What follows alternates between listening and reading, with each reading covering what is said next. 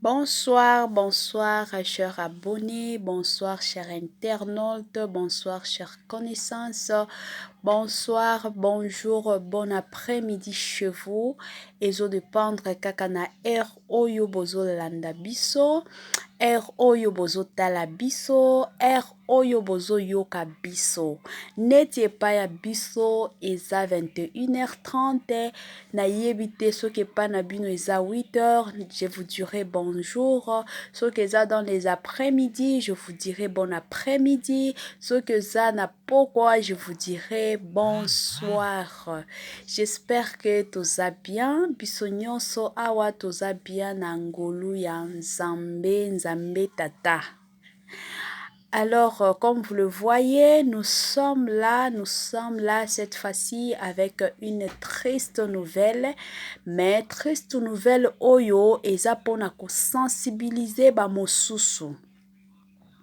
Donc, avant de kota na triste nouvelle na biso, j'aimerais encore vous sensibiliser, vous encourager, vous motiver encore surtout de vous abonner massivement sur Étoiline Inès TV. Abonnez-vous, aimez nos publications, partagez, commentez partout, commentez. Faites-nous vos remarques. Ce que moi, peut-être la façon dont nous présentons nos émissions ne vous plaît pas, veuillez nous écrire dans vos commentaires. Si vous voyez que peut-être la façon dont la émission na biso vous pouvez toutefois nous encourager dans vos commentaires. Donc vous faites-nous vos remarques et que ça la biso bien makasi. Rappelez-vous que tous on a besoin pour évoluer, tous on a besoin pour avancer. Donc ba reproche na bino, ba remarque na bino et que ça la biso moi sukaina moko boy. Donc, c'est ça. Alors, si c'est la toute première fois de regarder nos vidéos, n'oubliez pas de vous abonner. N'oubliez pas de cliquer aussi sur la cloche de notification. Wow! Wana tokota sikoyo na sujet na biso ya lelo. C'est vraiment une triste nouvelle. Donc, j'espère que ezana ba mosusu oyo ba yebi déjà ba moi vérité oyo ba monaki déjà ba yokaki yango biso pe tolingi tolobela yango eza nini elekaki na ndeko na biso ya mwasi lelo ndeko na biso ya mwasi auti kotika biso eza vraiment nini eza finalement nini ka ndenge bozomona ba photo ezo circuler na ba Facebook ndenge bozomona ba photo ndeko na biso oyo azalaki na compte TikTok na ye. Sikoyo ka ndenge ezalaka mwa compte TikTok akomaki na ba abonné ebele. Lelo tozomona TikTok eza na ba mama baza na TikTok, ba papa bakomi na ba TikTok, ba pasteur kutu koloba te baza na ba TikTok. Sikoyo ye pe akotaki na ye na TikTok. Ka ndenge ezalaka azotiaka ba photo na ye, azotiaka ba mwa video na ye, azotiaka mwa biloko na ye e kosalema ke akomi na ba abonné ebele, ba abonné vraiment ebele, akomaki populaire na ba TikTok wana. Tala kaka ki jalousie ndenge tambolaka, baninga na ye pe bazalaki na ba TikTok wana, siko baninga na ye bazalaki na bango na ba abonné ebele te. Tango ba moni ke ye akomi na ba abonné ebele, ye akomi populaire. Nde ba camarade na ye wana bakomi na jalousie. Donc ba moni neti ke ye aleki bango.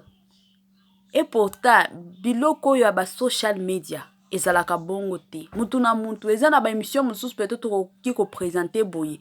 Okanisi ke émission façon na présenter ezalaki kitoko na kozwa ba view ebele. Mais ozwi na yo ba view ya malonga te. Émission mosusu okomona comme émission na présenter yango bien te boye boye mais omoni tala nombre ba view ezokota. Donc biloko ya social media ezalaka bongo bongo kaka. Ba mosusu bako sepela peut-être na émission oyo bako sepela na photo oyo bako sepela na oyo à partir à oyo ekoti yo ba mwa abonné siko ba mosusu bamonaka wana bongo te. Bamoni ke peut-être oyo aleki biso ndenge akomi na baabone ebele aleki biso boyeboye. Nde jalousie eyaki kokota na katikati na bango. Tango bazwi jalousie wana bake mbala moko kwa empoisonner camarade na bango. Pona nini? Parce que akomi populaire na TikTok, akomi populaire, akomi na baabone ebele. Yango ki jalousie ekotaki na motema na bango. Tango batie poison, batie liye poison wana, ndeko na biso akufi, ndeko na biso lelo atiki biso. Pona ki motema mabe ya biso le batu. Pona ki motema na mabe ya biso les Africains.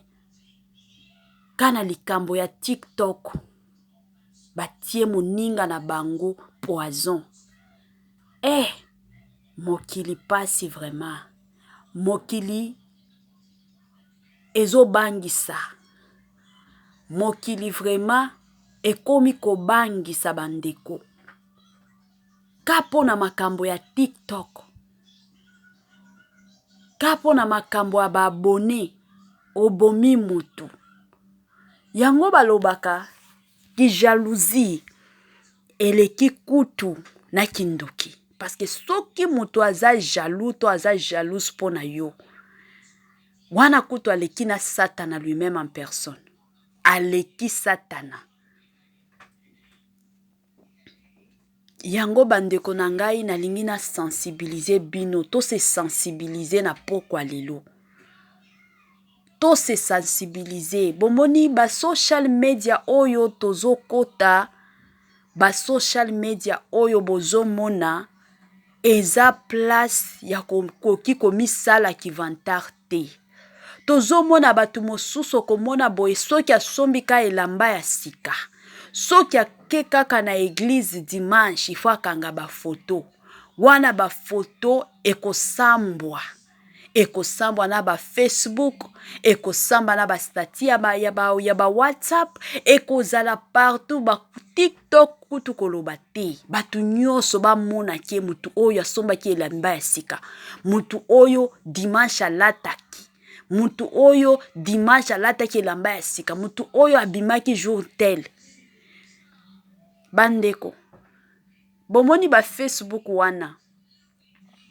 Eza ba place oyo le diable est en train d'opérer. Diable azo sala makambo ya minene na ba social media otozo mona. Ka photo moko o publié, mbala moko, batu oyo ya misala mabe, bako mona tina vi oyo vivraka. Est-ce que boyebi yango?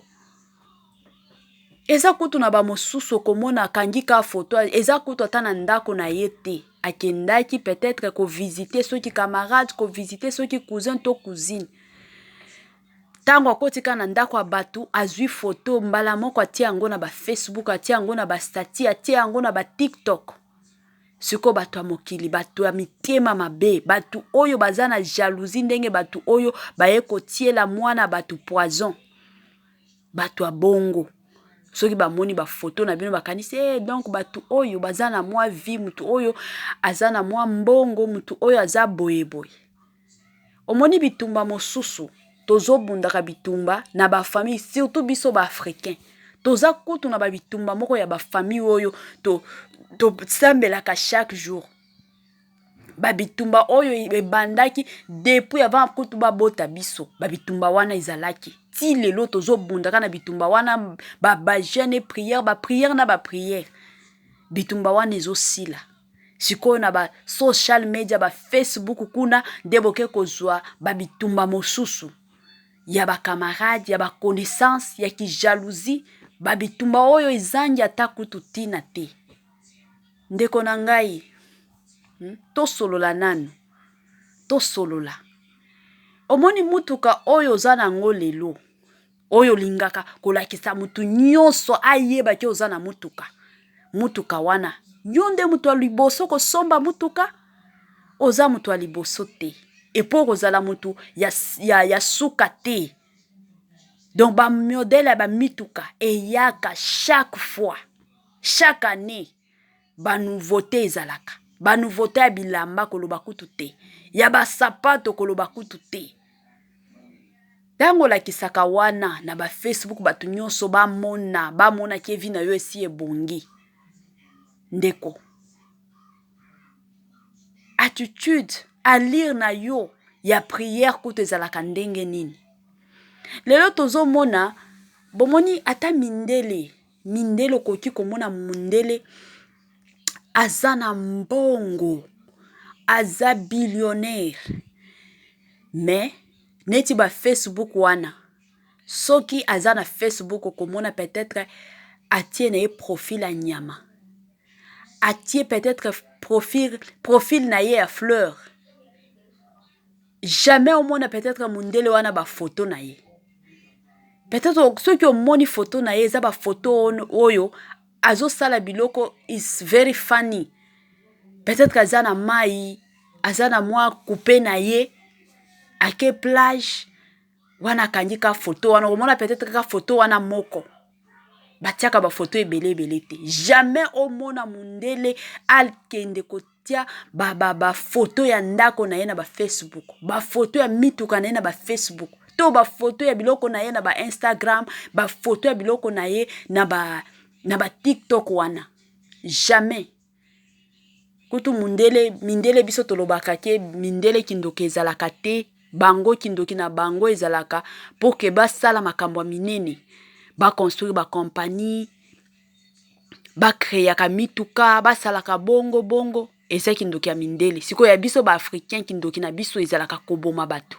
Eza kindoki oyo olingi kaka omona moninga a souffrir. Mais tozo se protégeaka te. Tozo se exposaka, place nyonso, tozo se exposaka. Bato mosusu komona aza na ba camarades na ye, il faut kaka lakisa ba camarades na ye ke nga nazwaka mbongo ebele na musala. Il faut lakisa ba camarades na ye ke nga vraiment na bombaka mbongo, chaque fin du mois soki ba futinga na tiaka mwa mbongo moko boye à part. Donc wana ba camarades na yo déjà basi ba calculer mbongo oyo za nango na compte na yo lelo. Tango zo sala ba makambo wana, okanisaka nini? Bomoni motema mutu toyeba kango te. Adage moko elobaka, l'apparence est trompeuse. Soki bokoti vraiment na mozindo ya adage wana, boko comprendre makambo ebele. Motema ya mutu eza mabe parce que moyen omona ngo eza te. Omoni na apparence ya mutu. Mutu akoti asekisi yo, peut-être oye ko informer ye nouvelle moko boye. Oh camarade nanga oyebi nini? Nazwi fiancé. Oh ya solo. Wana na elongi omoni ke asepeli mena motema na ye. Donc yo zwi fiancé, ngana nazwi fiancé yo te. Okomona. Yango ifo biloko mosusu. Boyebaka kobomba. Bandeko. Toyebaka kobomba biloko mosusu. Toboyi te. Toza besoin ya ba camarade, toza besoin ya ba connaissance, toza besoin ya batu pembeni na biso. Mais na ba makambu nyonso, il faut toyebaka kopona. Est-ce que camarade oyo azoya ko kanga makana ngai, état na ye spirituel, est-ce que eza bien? Connaissance oyo alingi asala vraiment connaissance nanga. Est-ce que état na ye spirituel eza bien?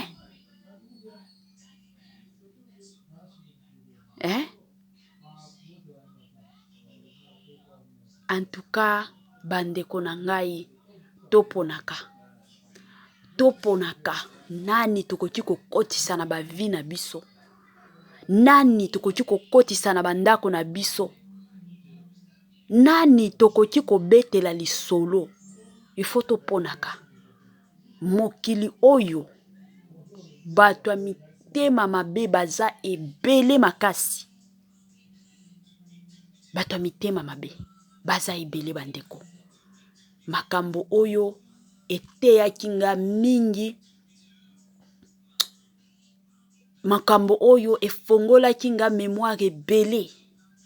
ebele makasi. Biloko oyo lelo bokoki ko négliger balobaka bongo. Est-ce que biloko est-ce que bakoki ko bomaeka pona na TikTok? C'est vrai bandeko. Kimutema na biso ya lelo, kimutema mabe ya na biso ya lelo, okoki ko boma mutuka boye. Ki jalousie kaka. Ki jalousie ozangi tina. Omoni lelo okoki ko se retrouver ata na ba place mosusu ozo vanda. Peut-être moi elambaka ya kitoko lati ndako na yo façon ka obongisi ndako moto aya visiter yo mbala moko bandi otonga yo. Mbala moko monika ba mwa comportement moko bizarre azo pesaka yo. Wana deja yeba ke mutu wana azana ki jalousie. Mutu wana il faut kozalaka na ye mosika. Mosika vraiment. Parce que bato bongo ezande batu oyo babomaka batu. Parce que ye azokoka te. Peut-être bozo sala bino nyonso musala moko bafutaka bino nyonso salaire oyo moko. Mais parce que yo oza mayele oyebi façon ya kogeraka mbongo, oyebi façon ya ko vivre. Sikoyo na ye ezaka ambiance na ambiance. Mbongo nyonso ezaka ambiance na ambiance. Eye ko se retrouver ke yo bongi na vie, ya azo bonga te, jalousie bandeko na ngai ekokota. Na mila mwa mai nanu talaka mungongo na ba changement ya ba saison oyo suka na makambo. Yeah.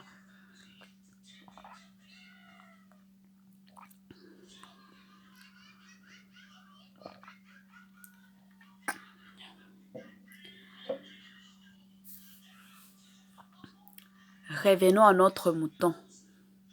Bon, moi, na ta Bible, yango moko elobi, mon peuple périt par manque de connaissance. Bon, comprendre. Donc, biloko mosusu toyebaka te. Eza na ba mosusu bien sûr, bayebaka na bango te ke biloko nazo sala, nga nazo sala, nazo tia nanga peut-être ba photo nanga na Facebook pour que Facebook a garder linga ba photo. Mais na eza na batu oyo baza na ba makanisi ya mabe.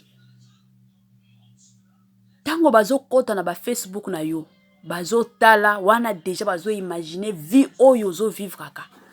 Balobi donc mutu oyo asi abonga na vie, mutu oyo aza boye boye. Surtout na biso batu oyo toza si tolongwa déjà Congo, bandeko to fongola miso. To keba. Parce que omoni batu o batikali na Congo bakanisaka peut-être batu o basi baza na Congo te, baza musika, baza na mboka mupaya, bango nde vie eza facile, bango nde boye. Et pourtant ce n'est pas ça. Eza yango te. Omona kaki mutema mabe. Nayaki ko comprendre histoire moko ya grand frère na biso moko akufaki année passée, akufaki awa na Cape Town. Bachumbaki ye babemba mbeli. Tango aye kukufa, avant kutu liwa na ye azalaki mutu. Donc soki ake epa ya mutu, parce que azalaki na ye marié te, azalaki célibataire. Soki ake na ndako ya mutu, ndako kitoko komona zwi ba photo, akangi ba photo, azalaki ka bongo. Omona après ake a posté na ba statut, ake a posté na ba Facebook. Asoki ake place moko kitoko, okomona azwi na ye ba photo moko kitoko, parce que banzo lata na ye bien makasi. Tala kaka mutu aza na ye célibataire, mbongo na ye nyonso soki azwi ka mbongo, bafuti asombi na ye bilamba, afuti ndako place bando futela, atindi Congo, mbongo mosusu eza ya ye, ba argent de poche, azo sala na ye makambo na ye, mwa téléphone kitoko, mwa vie ya bien quand même. Donc soki omoni façon anzo lata comprendre que non mutu aza na ye bien.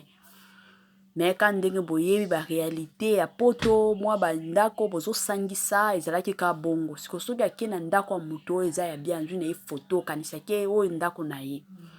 siko tango atie na ba Facebook wana bato bazomona bato babando kanisa ke aza na mbongo vie na ye eza tellement bien na ba statut ya ba WhatsApp bato babando mona ka bongo siko tango azalaki en vie toyebaki ba makambo mwa mosusu te ndenge nini bato babande ko kanisa pona ye toyebaki te tango aye kokufa comme tozalaki en contact mingi na ye allez toye kotia photo na ye na ba Facebook ndenge ezalaka il fallait bomona bandeko ba message oyo bato babando tindela ngai ba message wana na ye ko comprendre ke ba photo oyo totiaka na ba Facebook ba photo oyo totiaka na ba statut mutu nyonso azalaka na façon na ye ya koimagine biloko bato bazoloba d'ailleurs kutu ya abongaki déjà na Afrique du Sud wana d'ailleurs kutu ya azalaki déjà na vie moko kitoko abando lata bien kutu bandako na ya bando changer biloko andako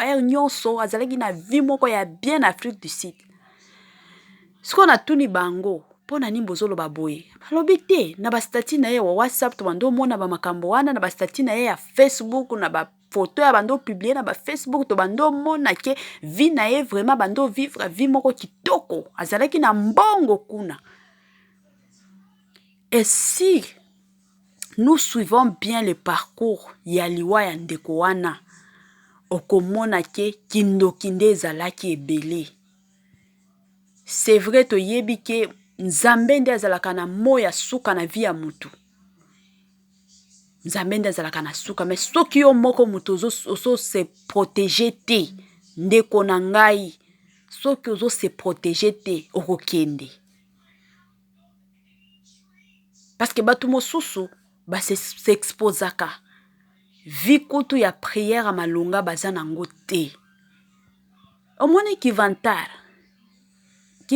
ndeko na ngai efutaka te. Ekotikela yo maboko polele yango kivantar ezalaka bongo. Et puis Nzambe alingaka te batu oyo balingaka komilakisa. Il faut que vivre vie moko ya kobatama. Cache-toi. Omoni soki yo moko lingi o milakisa. Olingi vraiment milakisa batu nyonso ba yeba yo ke yo za na mutuka yo sombi ndako yo za boye yo lataka yo nde. Ndeko na nga Nzambe akotia yo na se. Nzambe asalaka bongo, croyez-moi. Mais soki ozo vivre une vie simple, tu es humble dans ta vie. Okomona tamba moi changement na vie na yo chaque fois.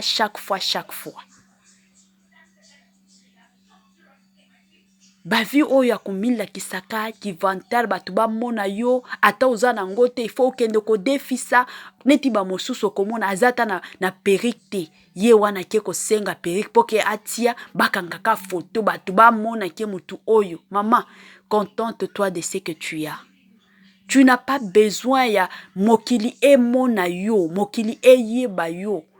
Mais ya muke kaka oyo za nango. Ozo vivre na vie cachée. Un jour Nzambe ye moko ko exposer yo. Na place oyo kuto bando ko kanisa te ke un jour kozala kuna mais un jour Nzambe akotia yo kuna. Nzambe asalaka bongo. Contente-toi de ce que tu as. Omoni ba bénédiction mosusu dans la vie. Ezalaka bloqué vie ya comportement na biso. Nzambe amoni alobi mutu oyo kutu azana ata kutu na eloko malonga te tala. Soki asombika eloko muke, soki asombika télévision munene, il faut batu nyonso ba mona, il faut batu nyonso ba yeba. Neti batu mosusu bazalaka, o mona ta na jeûne et prière, soki akotika na jeûne et prière boy. Il faut quartier mobimba e yeba ki azana jeûne et prière. Te, ezalaka bongo te. To vivre vie moko simple, vie moko caché, vie moko ya bien. Okomona pena évolution ya vie na yo. Ndeko na ngai. Ko se exposaka wana ekoboma yo one day. Kande tolobaka na anglais un jour ekoboma yo. Arrête de t'exposer. Arrête de t'exposer. Cache-toi.